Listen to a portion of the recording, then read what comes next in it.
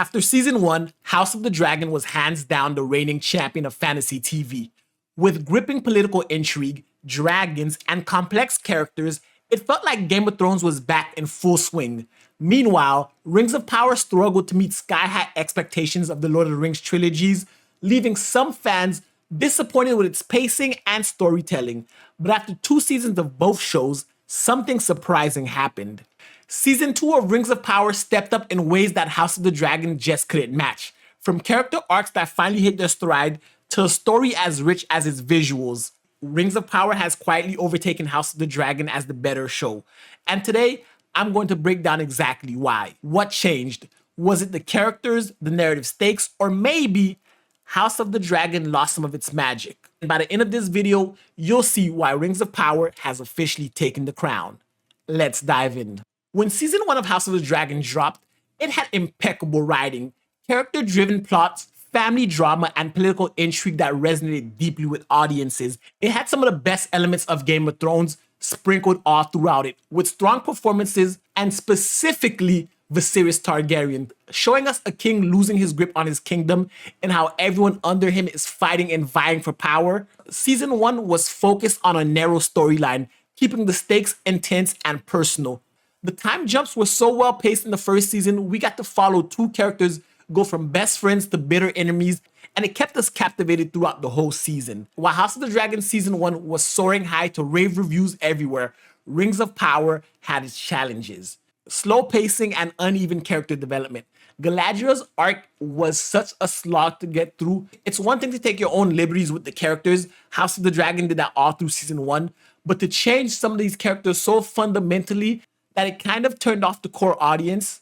What season 1 of Rings of Power did have was the world building and the visual grandeur that just didn't translate into emotional engagement.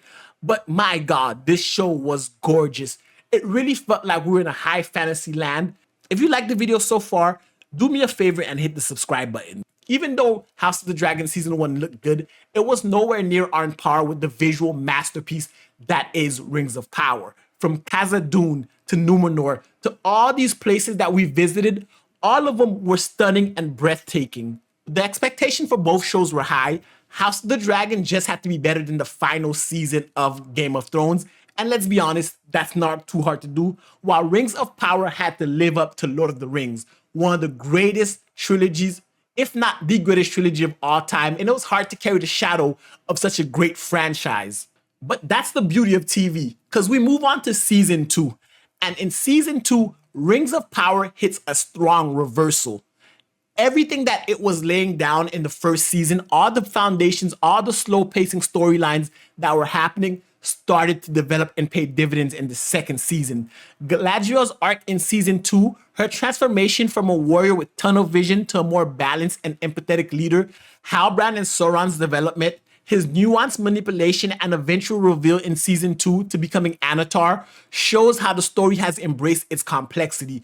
We really are following the rise of Sauron, from his betrayal by the orcs through his rise as Halbrand and now Anatar. Sauron's character arc has really intensified and he's really becoming the Dark Lord that we all knew him to be. And we're getting to know more about his character. They're fleshing him out instead of making him a caricature of evil badness. And every great show has to have a dynamic everyone loves. Elrond and Durin's bromance, the depth of their relationship serves as an emotional core of the show, reaching new heights in season 2. They only share one real scene together the entire season, but you can feel their friendship that was built upon in the first season, and it was allowed to grow. On the flip side, House of the Dragon does not have any relationship from the first season that actually grows in the second one. Matter of fact, most of the characters who were bonding the first season don't even really spend any time with each other at all during the second season.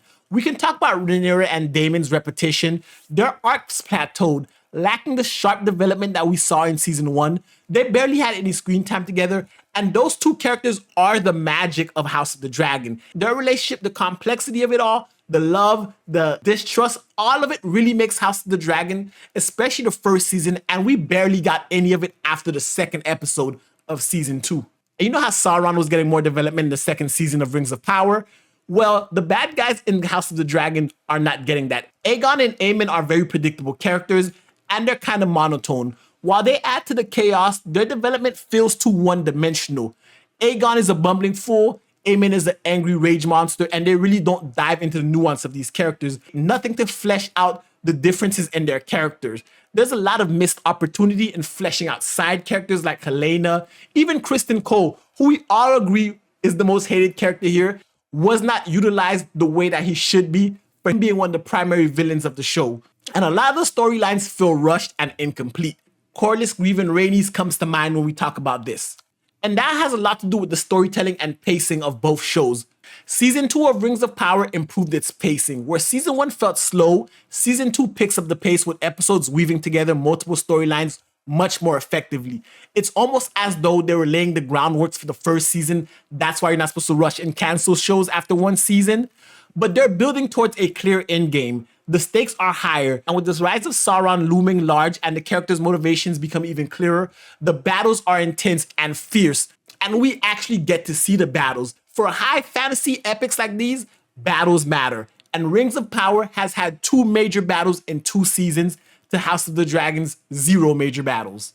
In a war about succession with dragons. The conflict of Ring of Power is more nuanced. While House of the Dragon relies on a straightforward family conflict, Rings of Power introducing complex interfactional politics, elves, Numenorians, dwarves, that elevate the overall storyline. The relationship between the elves and the dwarves is so complex because of the racial divide, but at the same time, both sides are giving just reason for what they're doing, and they're not just purely selfish.